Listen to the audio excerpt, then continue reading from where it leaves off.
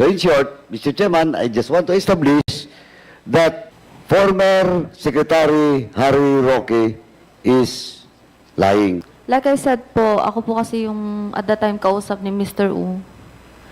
So, gusto niya magtayo ng ganitong business. And at the time po, hindi ko rin alam yung Pogo. Wala akong idea. Ang alam ko lang, table games, baccarat. Kasi galing din po ako sa casino before. So, may idea po ako sa ganyan. Anyway, syempre po, kapag magtatayo ka ng corporation, kailangan ng kasama. Then, at the time, in-offer niya po ng parang commission or parang bonus, ganon, pag nag-operate na po yung company. To cut you short, to cut you short. Hindi mo kasi sinasagot yung tanong ko, Ms. Mascareñas. Ang tanong ko po, bakit pumasok yung kapatid mo sa Lucky South 99 Ako at po, saka yung nanay mo na sa Whirlwind? inano ko po sila. Kinonvince na, tara, ganon, pangalan ko sa inyo to, ganyan, para mabuna yung 5, para hindi na rin sasakit ang ulo ko. The same as in the case of De La Serna, doon sa Biancham, para mabuo lang yung korporasyon. Yes po. O magkanong offer sa kapatid mo at saka sa nanay mo? Sa'yo siguro mas malaki kasi you're in the Lucky South at the same time sa Whirlwind ka rin. How I wish po malaki yung offer, no? Pero yung, like I said po, nag-start po ako 30,000, tapos nung nag-ano na po ako ng, ng una Whirlwind, tinasan lang po ako ng 50,000 na offer, na salary, after I think 18 days. Tapos, yung kapatid ko po, wala silang offer talaga since wala pa pong, wala pang operation. Then, para lang magsahod yung kapatid ko, kinuha ko po siya as parang staff sa admin, HR, nakasama ko. Magkano sahod niya? 15,000 or 20,000. Mother Nasa mo? ganun po. Wala po. Okay. So, para mabuo lang yung korporasyon, ikaw at saka yung kapatid mo at saka nanay mo, pumasok sa Whirlwind at saka sa Lucky South. Tama? Yes po. Okay. Sinong kausap mo sa Lucky South? Mr. Wu po. Sa Whirlwind? Mr. Wu po. Siya Oh. lang naman po kausap ko. Mr. Chairman, now it is through the testimony of Stephanie Mascareñas, tama? Yes po. Malinaw po, Mr. Chairman, na yung Whirlwind at saka Lucky South ay isa. Because it's the one Ren Wo. Yes, Tama. Mr. Chair. Yes. Siya yung kausap niya si Whirlwind, siya rin ang kausap sa Lucky South. Yes, But Mr. Chair. the name of Mr. Wo did not appear dun sa Lucky South. Yes po. Siya rin po kasi nagde-decide if masasama yung pangalan niya or hindi. Like that. So, now, inaamin mo na yung Whirlwind at saka Lucky South, isa lang po ito. Like previous po, sinabi ko naman, isa lang po yung boss na kausap ko. Hindi, as a corporation, yung dalawa, isa lang to. Wait lang po, kasi hindi ko po alam kung anong by Hindi, means as iisa. Di ba ang kumausap sa iyo is safe Si Mr. person Wu po. sa Whirlwind at saka sa Yes, Lucky South? yes, O yes, di, Mr. Chair. ano lang yun? At the very least, siguro magkakonekta. Yes Okay? po. Safe siguro yun, safe. Yung Whirlwind po kasi parang as realty, then itong Lucky South as outsourcing. Pogo.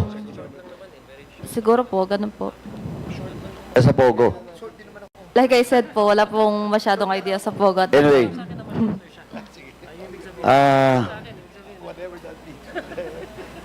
Nung nasa Lucky South ka at saka sa Whirlwind, nandun na rin ba si Miss Casandrong? Yes po. Although hindi ko po sure kung anong month. Sorry? Hindi ko po sure anong month siya dumating kasi matagal na po yun. So, mas nauna ka? 2019. Po? Mas nauna ka kaysa kanya? Yes po, mas nauna po Okay. ako. Now, I have with me the two sublease agreement. Natandaan mo ba to? Yung dalawang sublease agreement between Whirlwind and Lucky South. Apo. Tandaan mo. Natandaan mo. I think po. Okay. Natandaan mo rin na twice ka pumirma. One signature in the first sublease, then second signature in the second sublease. If notarized po siya sa law office ni Attorney Medina, Yeah, Attorney Medina is present. Attorney Medina, please take your seat.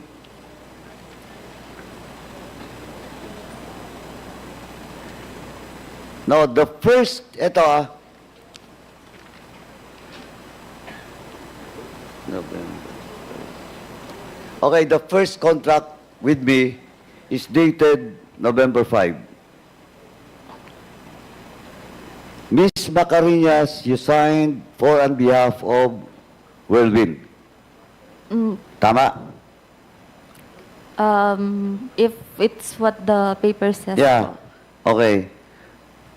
And for on behalf of Lucky South, it is Cassandra Ong who signed. Di ko na po masyado maalala. Miss Cassandra Ong, do you confirm that you signed a sublease agreement representing Lucky South 999? If sa akin po yung perma, yes. Para confirmation lang po. Comsec, please. Mr. Chairman, we'll show the document to, just for confirmation. Okay, page. Legal.